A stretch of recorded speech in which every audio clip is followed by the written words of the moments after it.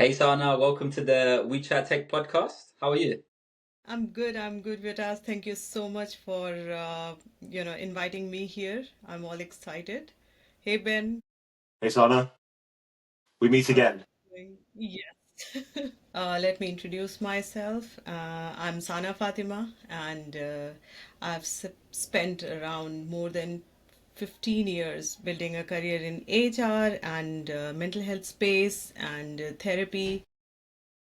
I'm the founder of MySafeTherapy, a platform which is, we are trying to blend it with innovation and care, a place where therapy is more accessible and it is, especially for people who are, who lost faith in the traditional models. And as for the background, I've worked across multiple continents, wore different hats. I believe I worked on, something different in every decade of my life.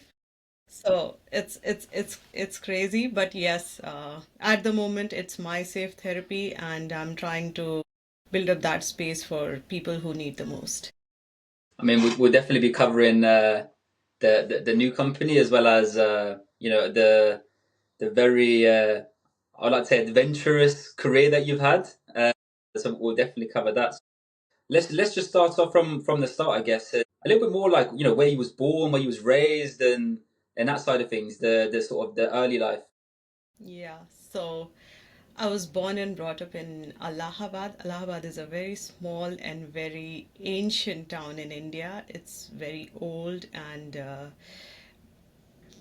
what you can say, completely traditional town with full of spirituality and Hinduism and spirituality is one of the strongest points of that place. I believe while growing up there, I picked up few things. We like my both of my parents, they were teachers, and so the values such as hard work, the values such as family traditions and blah blah blah were deeply drilled into us, like you have to be, the studies should be on top of the priorities, and then the values, blah blah blah, be the good person and be empathetic, and then everything comes after that. So that was the value system that we were raised in, and I believe the way I see, or I look behind and see my journey, it's like, everything was there to build me up here. So that was me, and I did my graduation from there. I did my schooling from there. Then we moved to Delhi, and then I got married, had kids, and then we moved to San Francisco. We moved to then the journey, real journey started. Uh, we moved to San Francisco, then we moved to Qatar, then we moved to Singapore, and now UK. Every time it was a big change, and it was not about just picking up boxes and building a homes everywhere, like in every new place. It was all about the new career, the new culture, the new workspaces, how you're going to cope with them, how you're going to be resilient with them. So yes, it was a long journey, long learning curve. You've almost been all over the world, Sana, haven't you? Almost, apart from maybe Africa and Australia. So Yes. you've been. Australia and Africa, they just left. So yes, I'm trying to cover them through traveling. We just traveled to Morocco and Egypt. So the next destination is, Australia. Yeah, Australia is, I guess it's a good. I remember it's a good. When we were in Singapore, it was very close. Australia was very close to Singapore, so we always wanted to go to Brisbane or some other places, but we were like, okay, someday. But yes, then we moved here. COVID happened, and then everyone moved, so we moved here to the UK. So Sana, let's dive into sort of the journey into HR then. What what made you sort of choose HR, I guess? What was the sort of the I don't know, the sort of the thought process behind it, and sort of what sort of pushed you into that sort of area? Because literally, I started my career as a software programmer. Yes. at that time, it was, I believe, Visual Basic and SQL. That was the front end and the back end. And I worked for 2 years as a software developer. We were developing a software for a small hospital. But then after working 2 years, I was like, nah, it's a lonely place to be in. Like, you just get sucked up within your project. You are just too like it was too intense, and I believe I thought I was more interested in understanding people, knowing people. So at that time, HR made sense, and that's how I moved into HR. And then over the period of time, it started as being the HR assistant, and then uh, when we moved to different places, I got opportunities to be involved in companies which were looking for what you can say fractional work. So it's a new thing. Like now, it's coming in trend, but I believe I was the consultant for a very long time when remote work was not a thing. I was doing things remotely, and so most of my career was only the strategic positioning, developing XYZ strategies, rewards, and compensation, and setting global rewards. So all that kind of stuff.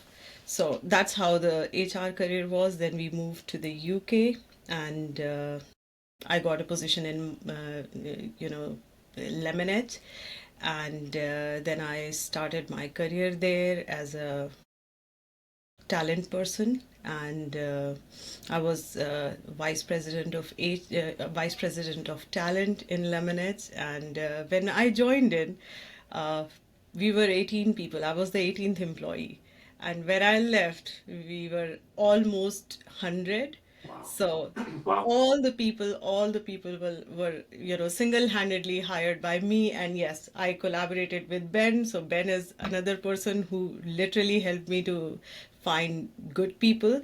But it was like that is my journey. And after Lemonade, I was like, the hiring happened, but the people part is craving. So I left Lemonade, and then I was like, now a different journey is calling. So, Sana, from your end, what's the difference between a HR role in a tech company and a talent role? Because some companies have like combined positions with HR people and talent, whereas some Yes. companies, talent and people are whole different functions. Yes, Ben. Generally, talent comes under HR, like the whole spectrum of HR. There is talent, there is rewards, there is operations, and then there is, learning and development. So there are four branches of HR. So in a startup or, a company which is, very small, uh, the roles are often covered by the whole spectrum. Like there is one HR professional, and the person will be hiring for people, and the person will be handling operations, blah blah blah. However, when as the company grows, the functions, they are fun like they are segregated. And because every single function has their own expertise and has their own complexities that should be fulfilling the business needs. So that's how it's different. So in Lemonade, there were what you can say, because we were startups, so there were two parts of HR. Hiring was kept separate because for a business, for a startup, hiring is the biggest. You need people to work for you, and then you need operations, or you need day-to-day daily things. So that's why it was always divided into two. Later on stages, after 3-4 years, I believe, when I left, the strategic role of HR that came to the place. So yes, now we can say Lemonade is becoming a little bit big company.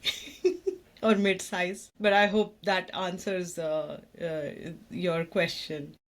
100%. Yeah, it's obviously because we do a lot of work, as you know, with sort of various companies with different sized teams in their talent, people, and HR teams. So I think for startups, it's a lot different than for people Yeah. in people in HR. It's different for big corporate companies. So always keen to get your perspectives or others' perspectives on how they operate in those areas, I guess. But Sana, would you say that for a smaller company when they're sort of both sort of a joy and there's a lot of hats you have to sort of juggle? Would you say that? Yes, When it's almost a definitely. combination. I know it was a bit hectic for you at times. Yeah. How does that work for you? And you have to sort of juggle both sides, I guess. Oh, it's a place It's a where talent.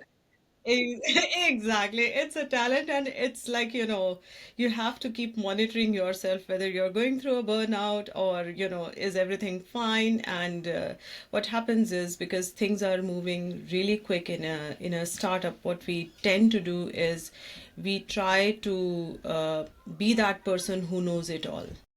And that is where the problem really starts, because to manage that position becomes really difficult, and that leads to burnout, that leads to tensions, that leads to stress, that leads to anxiety, because it's human to not know certain things, right?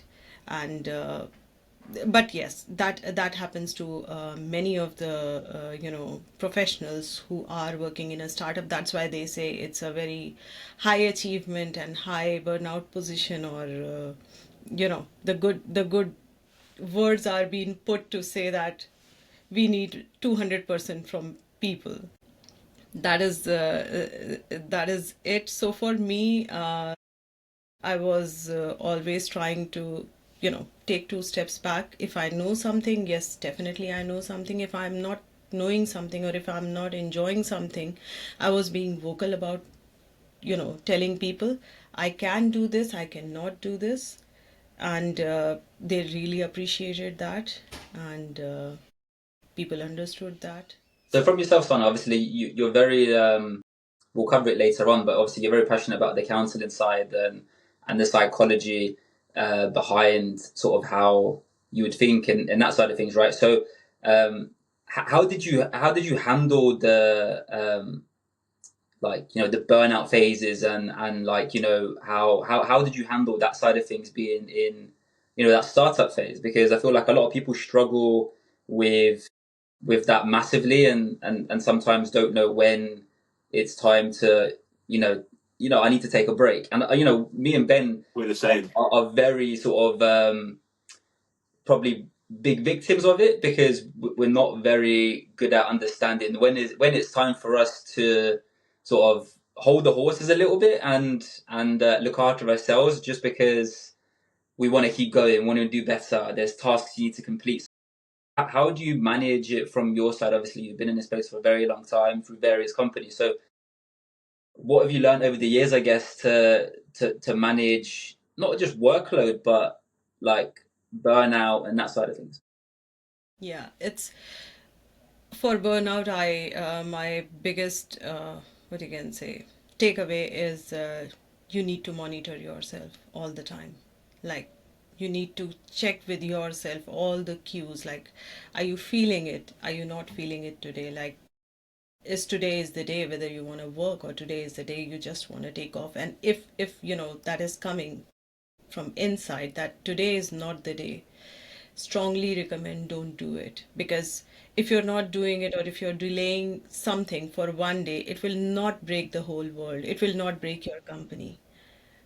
The next day when you will come in, you will be energized and you will put the 200%. And most of the people, they fail to do that. They're like, okay, just one more push, just one more push. So people don't realize that they are they start to use their reserves. And what happens when you use your reserves, uh, the quality of output, it's not there. And then you find yourself in a place which is very dark, which is like, I've had it enough. So when you are standing there, the best advice is take two steps back. And it is very hard, let me tell you that. When you are standing there, it is very hard to take two steps back, because you will be like, oh my goodness, if I'll move from this place, everything will go down. It's a very scary place. So do not let yourself be there standing on the edge. And that is the biggest recommendation from my side to avoid burnout. Do not be like try to monitor yourself all the time, try to give yourself you know, understand, or you know, the listen to the inner voice. And when we are working in a startup, what happens is we are like, we need to prove XYZ people, ABC is waiting for my call. It is just an email, it is just a message, it won't hurt anyone. It's 10 a.m., it's 10 p.m., it's fine. I'm gonna just sleep one more hour in the morning. But you're not realizing that while doing all that stuff, you are, your body is trying to tell you stop, but you're like, nah, just one more push. Is it common, Sana, for people in tech to actually admit they're burnt out, or do they normally just try and hide it behind happy face? People hate to admit that. The reason behind that is, if they are admitting that, it makes them vulnerable, and it is not good for business, right? Yeah. I think as a CEO, yeah, or a founder or a CTO or So what CFO. exactly? So what happens is, rather than separating business from the person, you combine both. And when you combine both, the all the weight is on your shoulders. It's not on business's shoulder, it's on your shoulders. And when that happens, that like it's a downwards trail for you, and it takes a lot of time to recover from that place.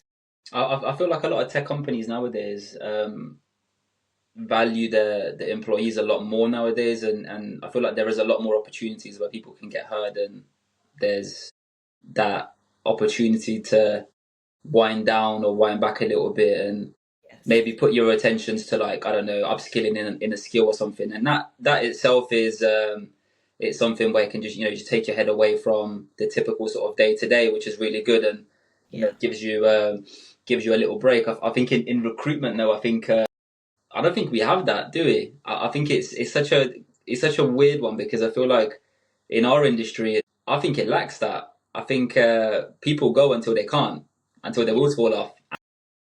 That's why I feel like they always say recruitment's a young man's game, but I feel like it is because people don't look after themselves. Yeah. If you do, then obviously it's not. But I just feel like some industries, I feel like, haven't caught up on modernizing, looking after their employees, and yeah, I just feel That's like where some industries just are not there yet. yeah, that is where putting something together for your employee versus putting something together for yourself. That is the difference. So you see Yeah. from yourself, Sandra, as well. Sorry, when you've been in charge of, like, sort of like the HR processes and the talent side of things, I assume, so obviously from sort of the seniority of your positions. I mean, did you sort of have to write up certain processes or benefits to introduce that to companies, Yes, and we did. how was that almost? How did the companies react initially, of how, if you did input anything, to sort of benefit the employees, or anything? So did you input anything into your previous companies in that sense, or? Yes, we did. So, in my previous company, what we did, because we were like we were 18 employees, and we were like, we need to put things in place. So we first introduced the employee assistance programs, EAPs, and we registered all the employees there.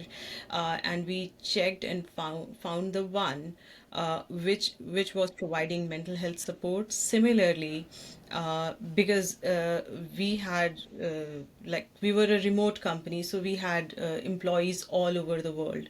So the payroll providers, we ensured and we made sure that the payroll providers which are providing the benefits, all the benefits should include uh, dental, medical, as well as mental health covered, when it came to medical insurances and life insurances.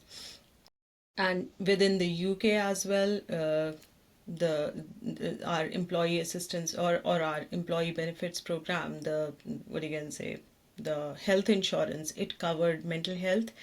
But going to EAP, going to and taking seeking therapy from those places, it's a what you can say, it's a complicated process to follow. So a lot of employees, they don't do that, and we recognize that as well. So what we used to do is I used to hold up workshops around mental health, sometimes around stress, burnout, anxiety, and what to do, what not to do. The HR in my previous place, it was very much open to have conversations.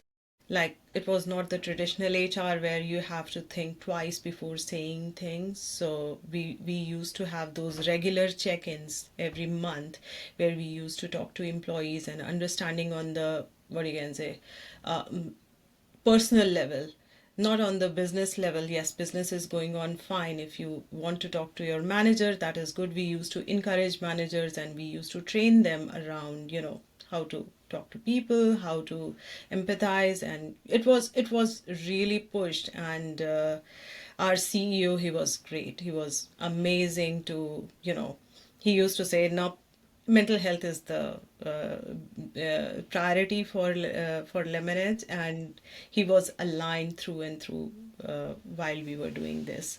So we put things in places. I believe before I left, I started to create a library of self-help tools and all that stuff. But yes, I left, so yeah, I don't know who is leading that, but yes, it was there.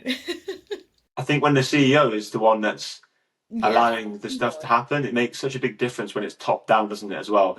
I know Yes, it's a hierarchical thing to say, but I think it's always good when the leader of the company is the face of the company, is making exactly. these choices to help out the staff. Yeah, he was a big advocate of, mental health and taking care of people, and like the time he had. But again, as a CEO, he was a big advocate of mental health, but at the same time, if I, think his work-life balance, it was like there is no work-life balance, and we used to tell him like, you need to take a break. Yeah. Me too.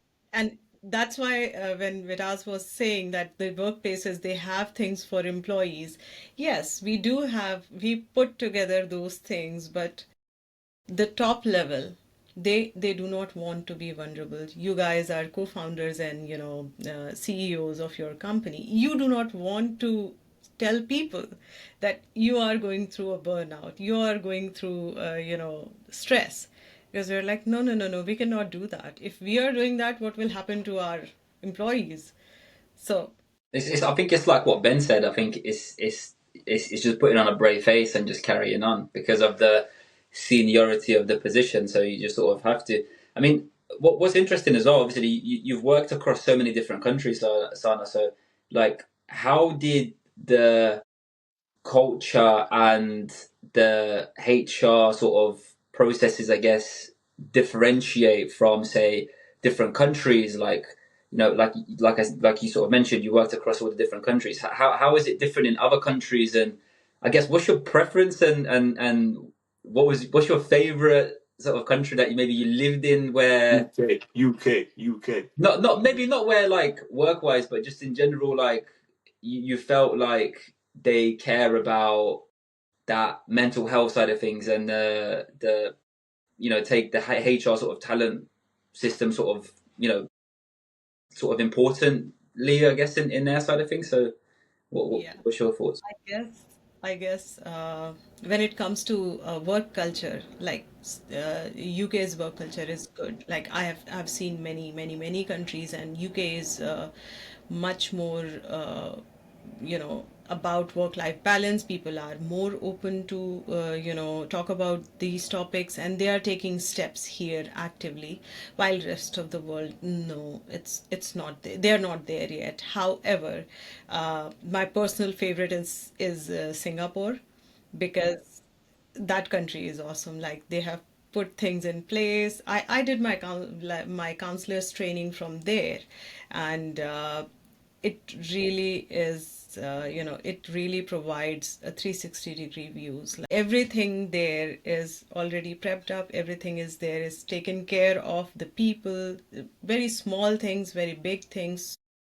The takeaway from Singapore that I personally took away, picked up few things. Number one, pay attention to all the details. They do that. whether it's beautification of their country, whether it is putting up the systems, whether it is managing people, understanding people. You need to put thought in whatever you are doing and always look at the bigger picture. So I learned that from that particular system. If you are planning for something, you should plan for next 15 years. You shouldn't be planning it for just 1 year or 2 year or just few months. You have to look at the bigger picture to put up the processes, and that's how things go for 15 years. They do not last for 1 year. So I think we're guilty of only having these as like short-term goals for our company, and I think looking ahead can be quite scary sometimes. 15 years, 10 years, 5 years, but it's important to have little goals to build up to that big goal, isn't it? yeah, there are two things for the vision should be a bigger one, like 10, 15 years.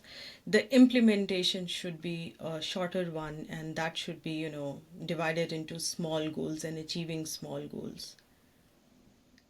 So Sana, what would you say the least developed country you've been in, where you would say is probably a little bit behind its time Your words say. and Your words say.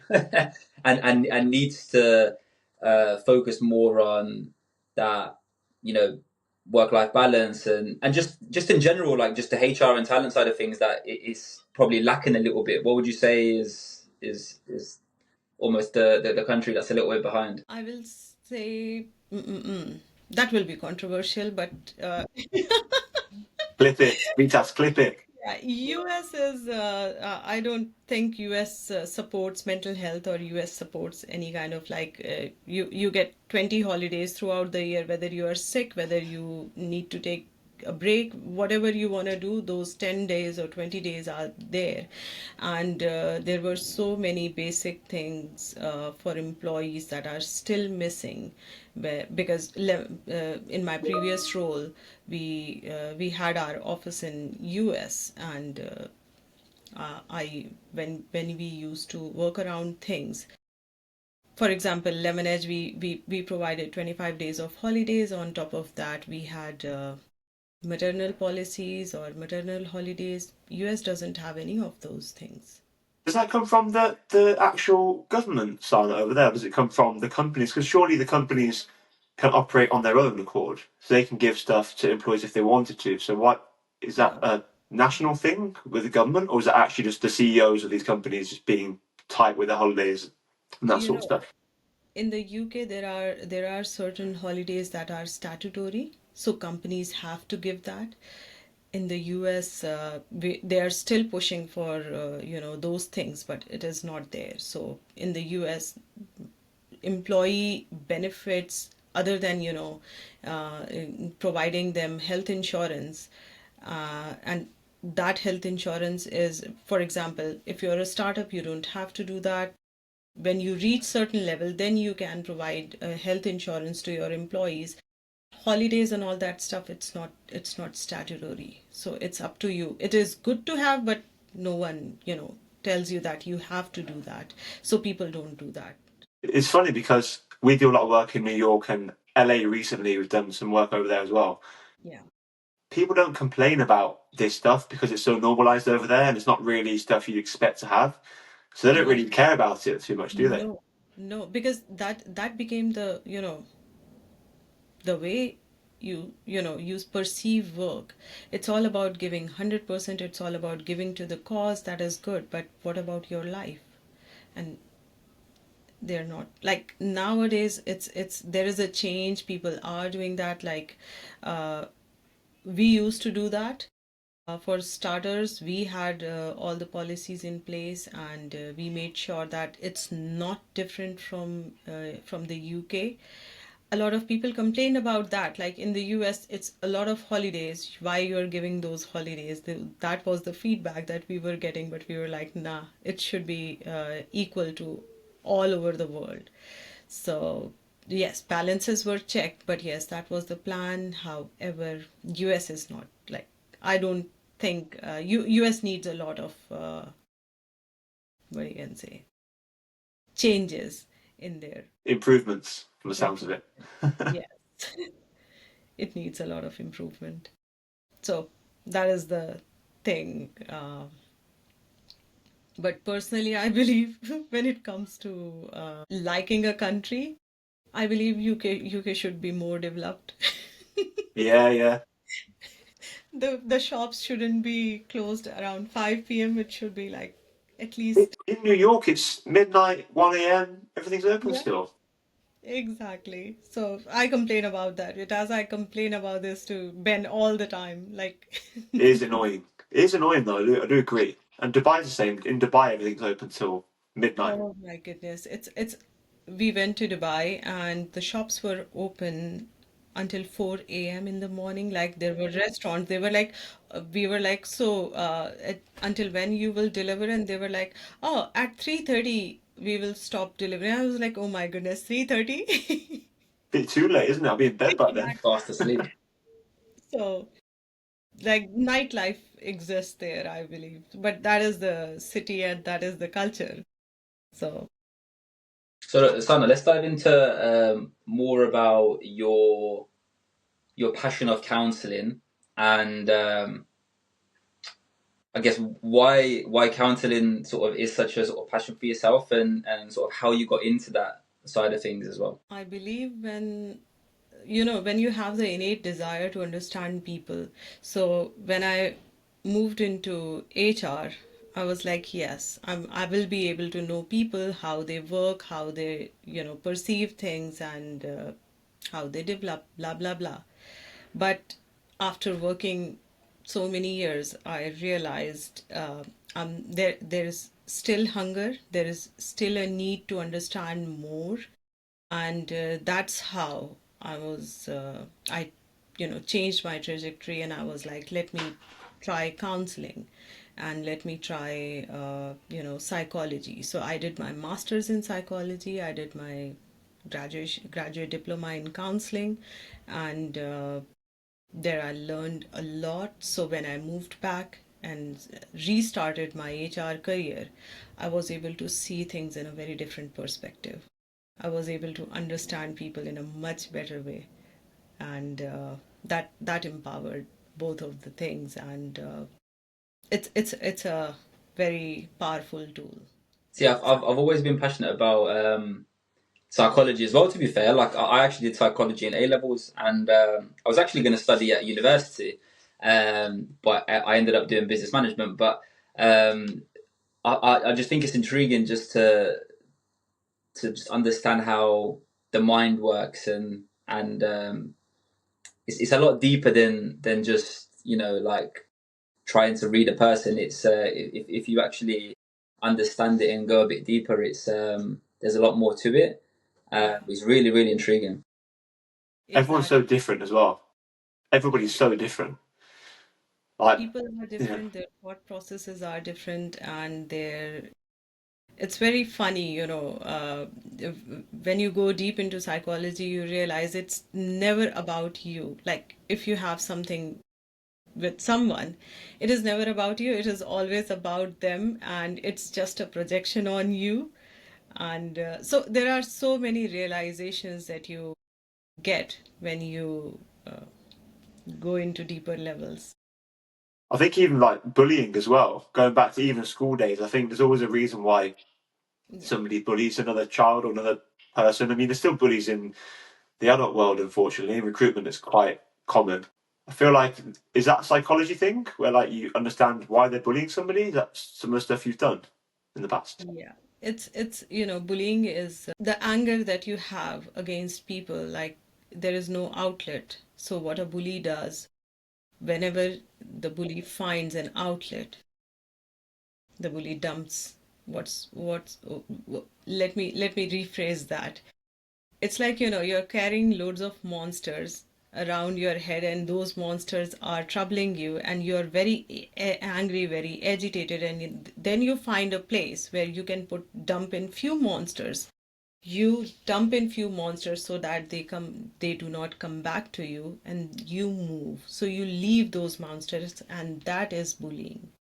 So in a way, you project your bad things on someone else, but if you go deep down, the bully is always bullied somewhere. Sana, how has counselling evolved over the years? Because I feel like counselling's always been very like sort of face to face and very almost just an interaction, right? It's having a conversation and it's very much so someone expressing their feelings and that sort of thing. So how has it evolved over the years, I guess, and where is it now with the counselling side of things? I believe when, like, counseling was always a one-to-one thing, and before COVID, post-COVID, it changed drastically. Like, from being something that was private, that was, hush hush, it just came into open market. It, you know, COVID, it's again a controversial thing to say, but COVID gave a big window or a big door for people to say they are struggling through mental health and they need support, and mental health should be there. And if you see post COVID, a lot of the whole world changed their trajectories to, yes, mental health, support mental health. And from a private office, it changed to Zoom meetings, and that was revolutionary. Like, I have clients who are based in Jordan, who are based in UAE, who are based in India, and they connect with me, who are based in Singapore. One of my clients, they are based in Korea, and they connect with me. And if I remember 5 years back, there was no choice. So it liberated, like, these kind of things, and counseling took a 360-degree turn in that case. And I think definitely post COVID, I feel like they've I don't want to say they made it sort of acceptable, but it's almost like they've Normalized it.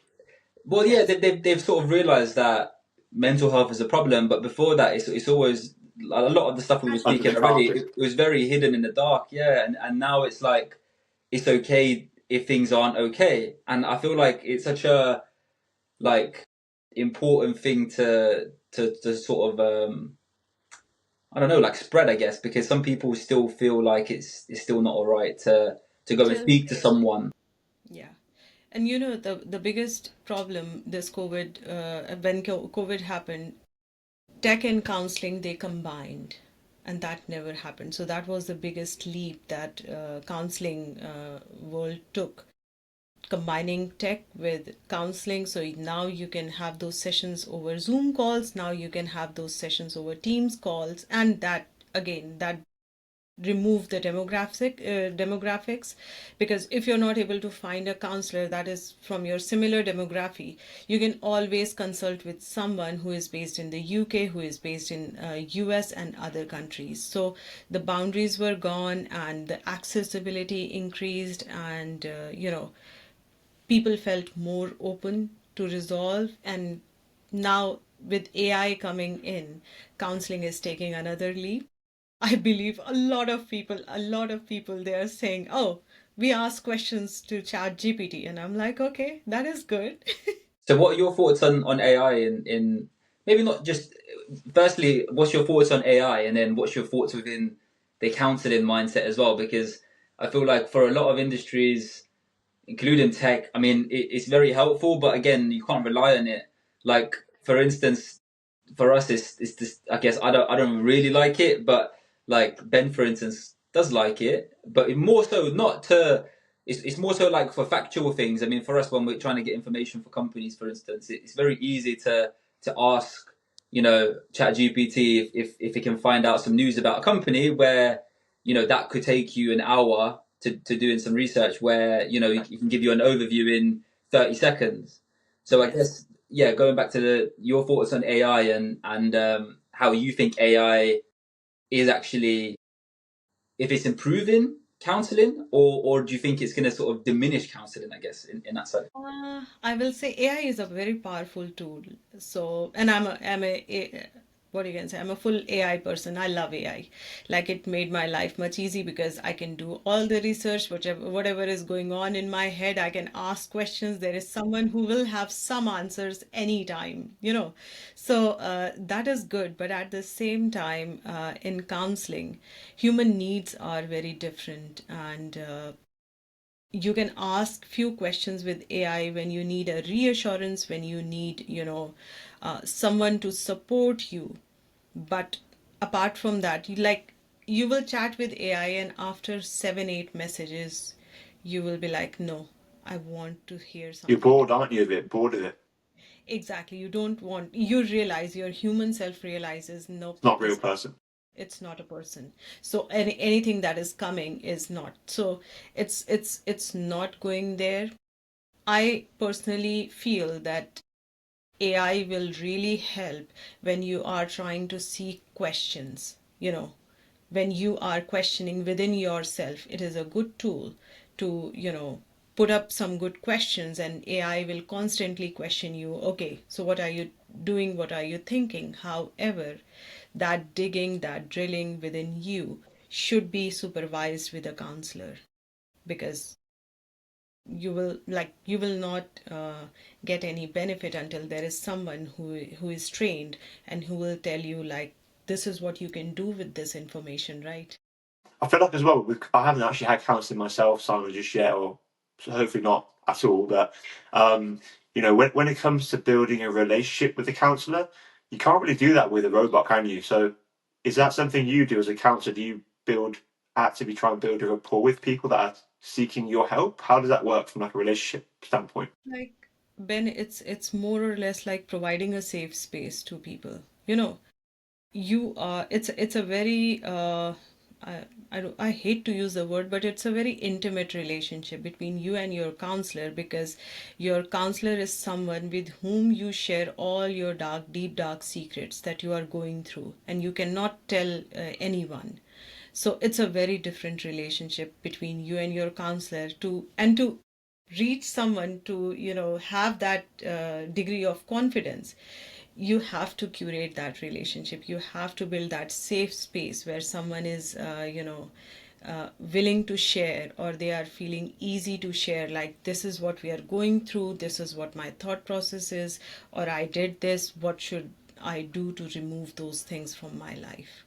So Do you think, Sana, because obviously like there's so many like tools and apps out there, and I feel like it is true what you're saying as well. Like, I mean, I feel like you lose that human touch with AI, for instance, and that's what you need, for instance, when you have counseling or if you just want to have a chat with someone. But like, there's so many apps out there, and there's a lot of almost like shortcuts, right? So, do you think they the sort of the advancement of technology is sort of a little bit diminishing counseling? Is almost making it like people are trying to find like shortcuts into, like, instead of avoiding, like, I don't know, a counseling session, they're like, I don't know, trying to download an app to like relax or something. Do you think that is a little bit sort of diminishing in the sense of there's too much advancement in technology to almost focus back on the core basis of what counseling truly is, which is building, like you said, that one-to-one relationship where someone is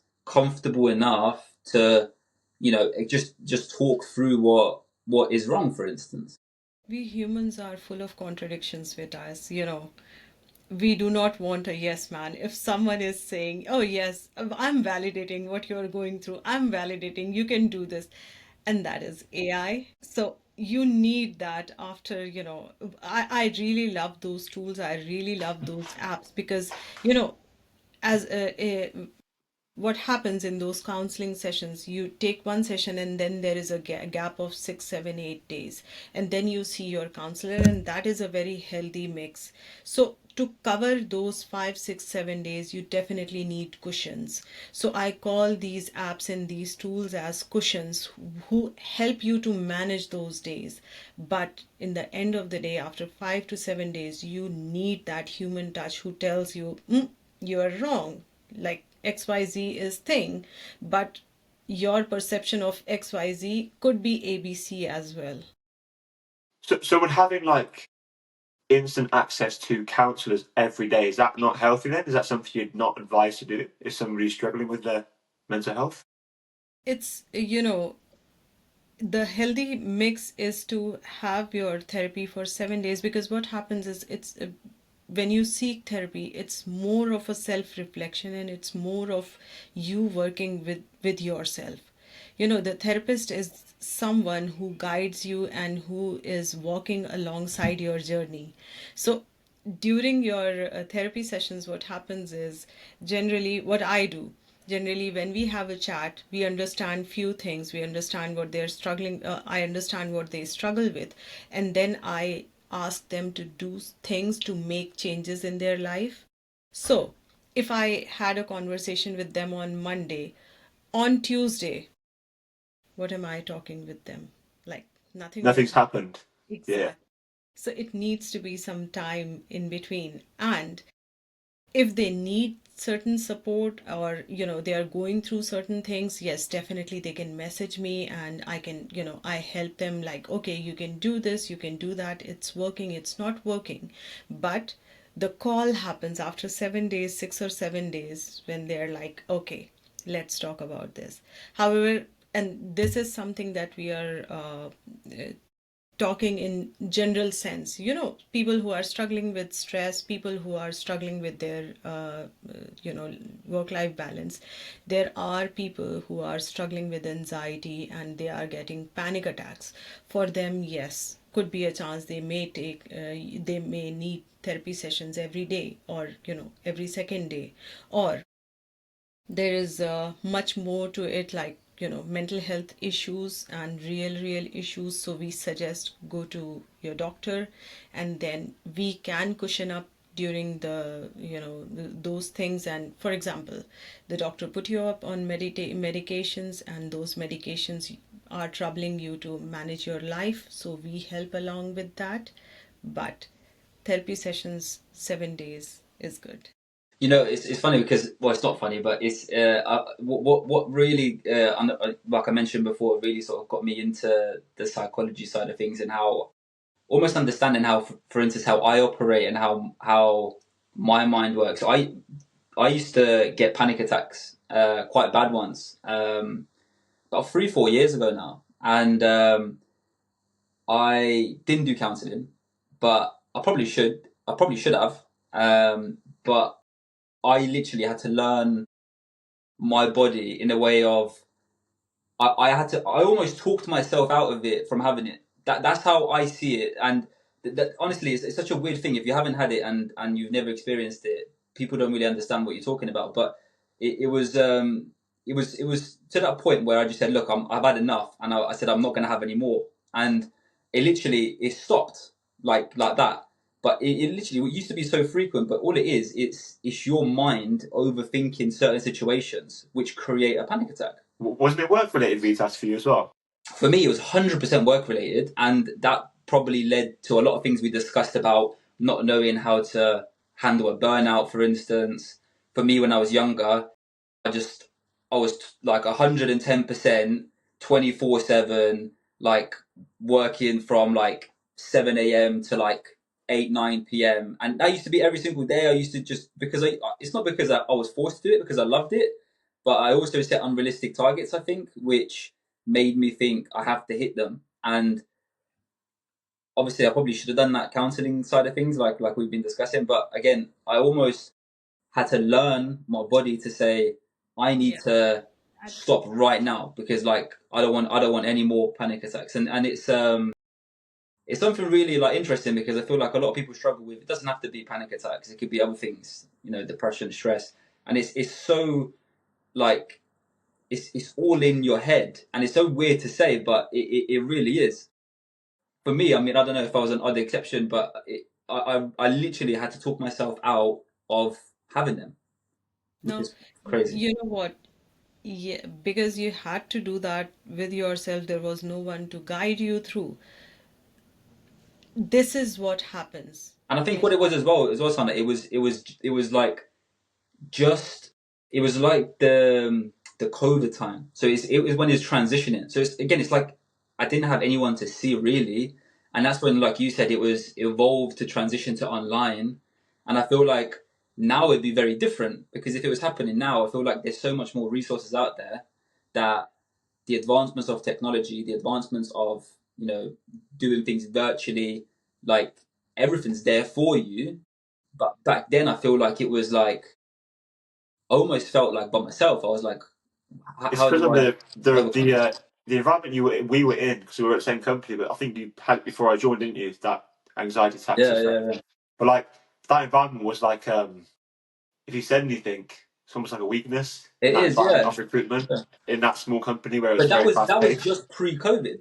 That was Yeah, just pre-COVID. yeah, So yeah, it was almost like, yeah, when COVID happened, it was like, what do you do? Like, there's nothing there. Like, you can't leave your house. Everyone said you can't leave the house.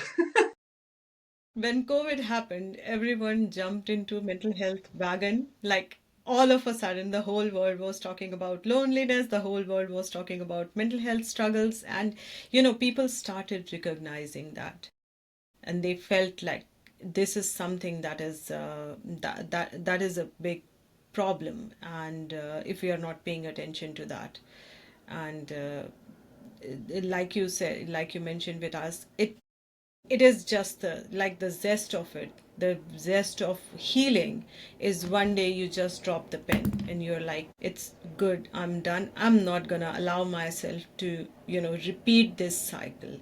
It's all about breaking cycle. Therapy is your issues, they always work in cycle. And as a therapist, what therapist does is try to find ways where the circle is a little bit, weak, and then they hit that cycle and then they break it. Because that's what I feel like before. It was like, what we used to go through my head is like, because like I said to you, like I'm very much like, I like to understand myself to know how I overcome it. Especially back then, it was a lot more sort of, I had to do it by myself. And it's, again, it was a difficult time. Obviously, it was a very difficult time. But I feel like it would be a lot easier now to say, look, like there's something wrong with me. I feel like it's a lot more acceptable. Like for instance, like for me and Ben, we always like encourage taking some time off, or if we go really like hard one week, then we'll just go a little bit easier next week. And it's yeah. understanding workload. And for us, I feel like because now it is more normalized, I feel like it's almost like getting people to take care of themselves. But it's also like in our industry, I feel like Ben said, in smaller companies, especially in recruitment, I feel like it is a weakness. It is a weakness. Like if you have any mental health problems, or um, if you're struggling, the environment's not.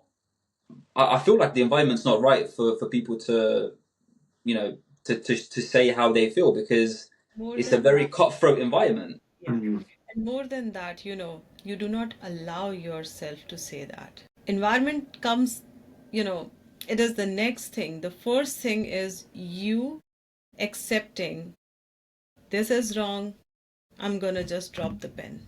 You don't do that. You rationalize by saying that no one will accept it. I have to let go of those things. I have to, lose those feelings, and I have to work hard. I have to move on. But the reality is you hate to tell yourself that this is the time. That's And it. Look, Sana, you're very passionate about like the counselling side of things, and it seems like throughout your career, like you almost implemented them sort of things through your sort of companies anyway. So I guess like you took what you're passionate about, and you took the entrepreneurial leap, I guess, and you started your own company, right? So talk us through. Congratulations as well. So talk thank us you. through MySafeTherapy, and what it sort of entails. It's very funny. It started with, let me go back to the story. When I moved here in the UK, I was looking for a job, and then I got a job like, there were many counseling opportunities here.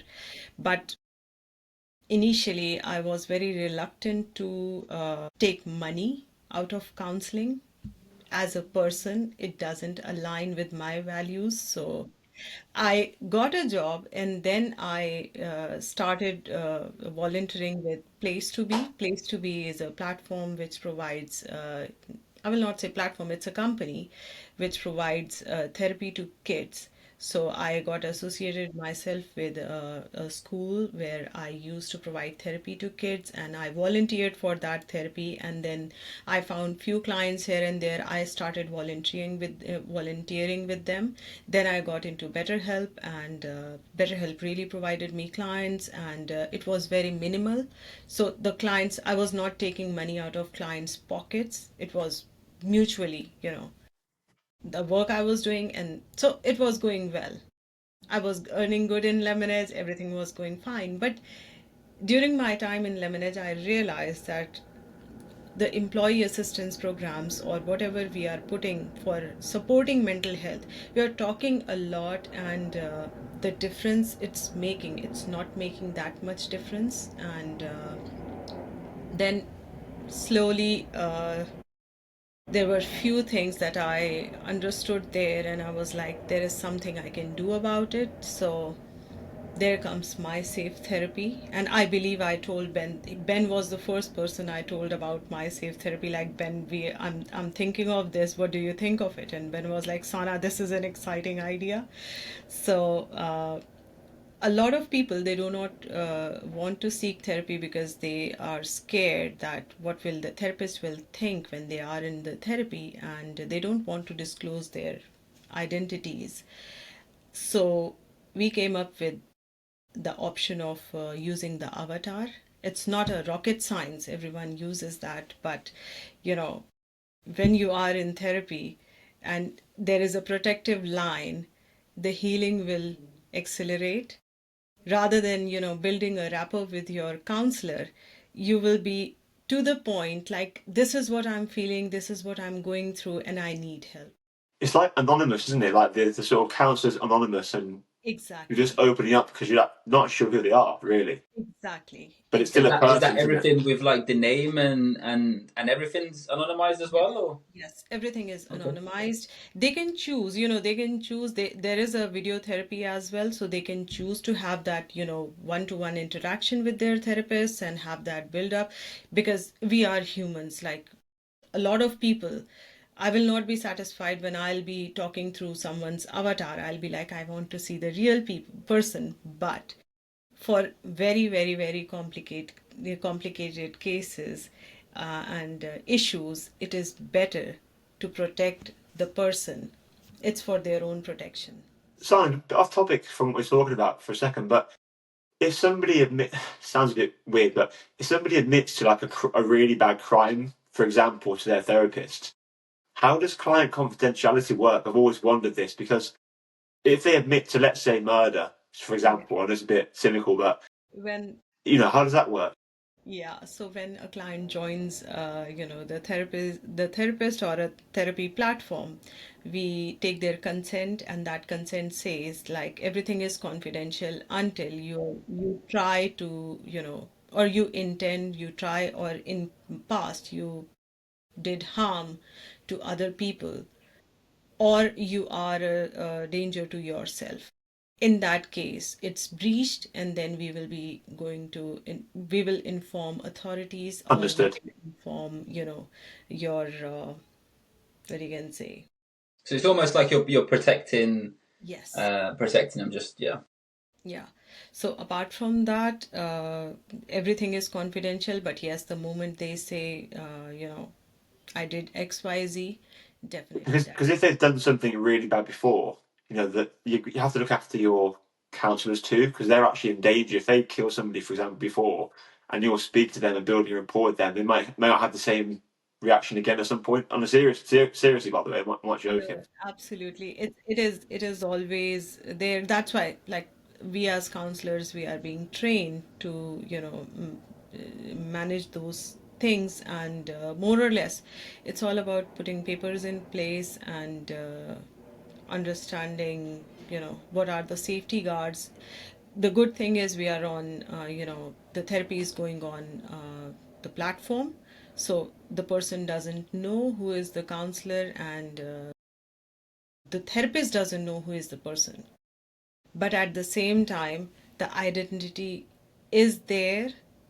So it's during the counseling, the identity is hidden for the two of them. But on the platform, the details are on the platform. Okay. Yes. From yourself, Sana, what's the mission behind MySafeTherapy, and what's your almost target, I guess, in a sense of like, is there a specific amount of people you're trying to reach, or you want to help, or what's your ambitions, I guess, with this? With MySafeTherapy, the mission is to provide a pause to people. It's not about, you joined a therapy platform and you have to just rush for the therapy, and you have to, book the calls and pay for the therapist appointment, and that's how, there is a train. We are trying to again break that cycle. So my safe therapy is there to provide a pause. If you are into if you are looking forward to talk to a specialist, definitely there are options. But at the same time, if you are not there to talk to someone, the platform itself has the mood, what you can say, the mood tracker is there, the AI journaling is there, and mindfulness sessions are there. We are thinking of introducing the VR mindfulness sessions, so people who have VR headsets, they can just put on the headsets and they can do the meditations and all that stuff. So but yes, that is the upcoming thing. So the platform will provide you a safe space to stay, think, reflect, and the moment you decide, and now I need to have a therapy, there is a therapist, you talk to them, and then you start the circle of healing. So the platform itself is not rushing you. And I believe a lot of platforms nowadays, it's all about, XYZ is charging ABC money, you need to pay the money so that you get what you So want. you're almost like trying to have like the traditional therapy ways, but also um, modernizing it with the technology front, with like the AI that you mentioned. So if someone, for instance, wants to have a chat with, for instance, AI, or just get more information, that's available. But there's also that human touch where, like you're Yeah, saying, you can that just, AI, yeah. there is a small difference. The AI is there to nudge you or to help you dig down deep when you are writing the questions, or when you are writing your journal, because a lot of people, they love journaling.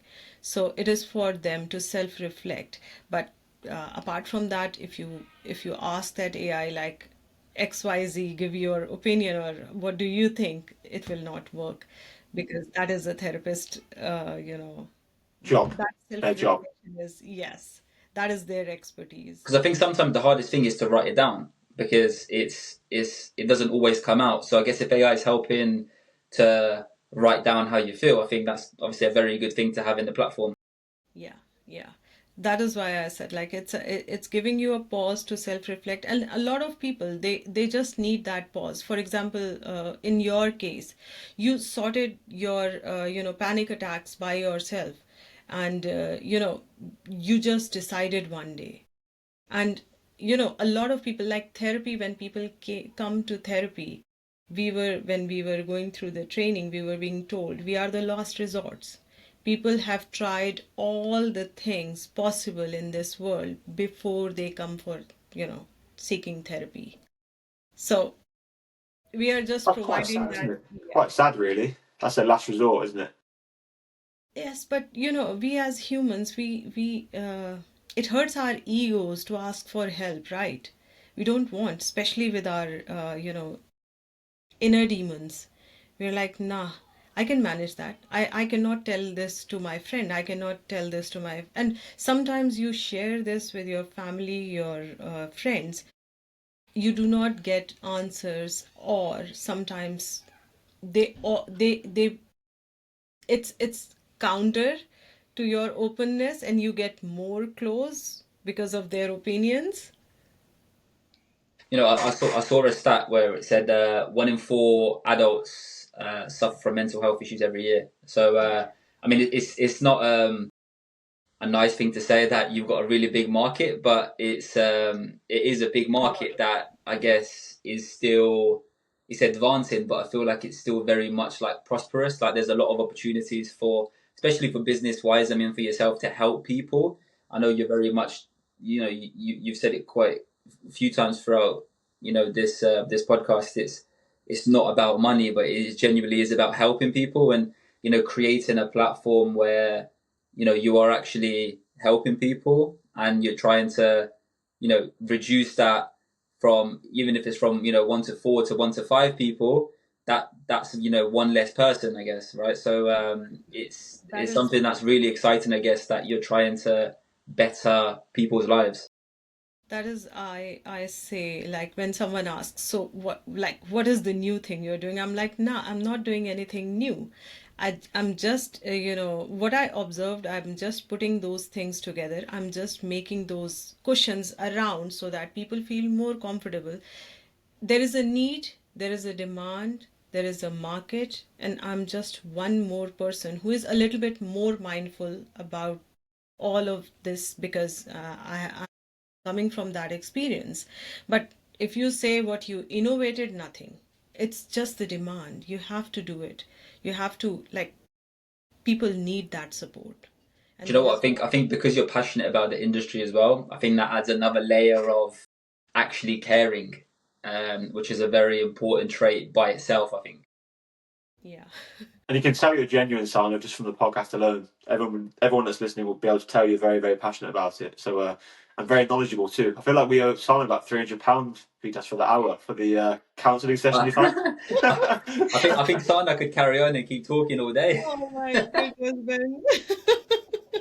No, thank you so much. But yes, I hope, like, it benefited the podcast rather than, me blabbering about No, counseling, you know counseling. what? This is stuff that we haven't really spoken about with somebody else outside of me and Vitas for a long time. So it's good to have these insights. And I think hopefully when people watch this, they'll get some insights as well. And it might Yeah. get them to open up I think and that's the use Yes. whole your point of a platform or, podcast as well. I think it needs to almost be acceptable for people to sort of like with what we've been discussing in that sense. But look, before we sort of finish off, Sana, so obviously with some really good sort of insights on the podcast and sort of your journey and the company and that side of things. So from yourself and the journey that you've sort of been on so far, what advice would you give someone that's maybe considering a career change or For career change, considering, for instance, like what? Yeah. I will say that if the job is troubling you, you should leave because that is not the place. If the place is troubling you, you should again leave because you're not going to thrive in that place. So if it's all about taking that leap of faith and thinking it through, and the moment it's coming from you, within you, you will be like, yes, I can take that. So the decision should be made before thinking of a long-term project. I'm a big believer as well in when you start something in a career. I know that sometimes you have to do stuff for money to get by for the first 5, 10 years of your career, but Yeah. when you find something you're passionate about, like for Yeah. me, recruitment, I love recruitment, and you love therapy, Yeah. then it's not going to feel like a job. It's going to feel like you're Exactly. doing your hobby 9 hours a Yeah. day. So you Absolutely. can't really beat that, I don't think. No. So all you have to do is just take that, faith. You take that step. Believe in yourself, and you'll be absolutely fine.